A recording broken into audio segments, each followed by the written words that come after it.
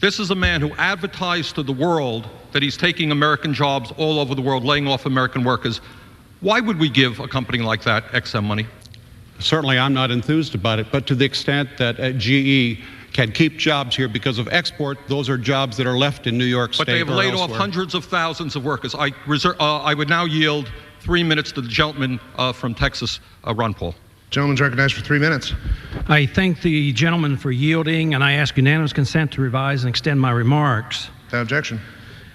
Mr. Chairman, I rise obviously in strong support of this amendment, being a co-sponsor of the amendment. I'm opposed to the Export-Import Bank because I see there's no benefit to it. It has nothing to do with capitalism. It has nothing to do with freedom. It has a lot to do with special interests. So I'm opposed to that. Now, one thing I'm convinced of over the years at looking at bad agencies of government, that tinkering on the edges and doing things really doesn't do a lot of good. So you might ask, why am I participating in a little bit of tinkering here? Why do I want to tell corporations what to do?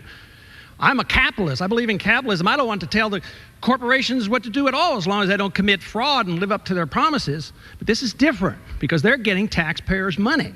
And that's very much different than if they were just a corporation making it on their own.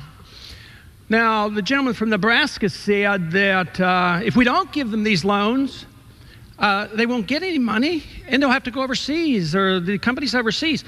The assumption, this is a fallacy to believe that if all of a sudden you took all the export bank money away from corporations, that they would have no funding. That's not true at all. There's a lot of funding available. It's just that they don't get the benefit. They don't get the subsidy. So what we're trying to do is make it fair to everyone so that the little guy who's competing for these same funds can compete on a level playing field and not give the advantage to the big guys. What happens so often when government gets involved is you have unintended consequences. The original intent, of course, was to boost exports and boost jobs. Well, here it is. We've been around for 70 years, this organization, and now there are unintended consequences. The world is a more world market, and I'm not opposed to that. I happen to believe in free trade and all these things, but I think this is more of a protectionism. This, to me, is so minor and so modest that anybody who wants to be on record for fairness into curtailing the political power of the XM Bank has to vote for this.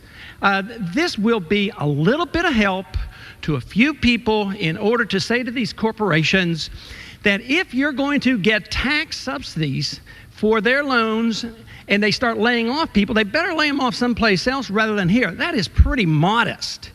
And as I said before, I have no interest in ever telling a corporation to do this if they weren't getting the special benefits from government. So that makes the big difference.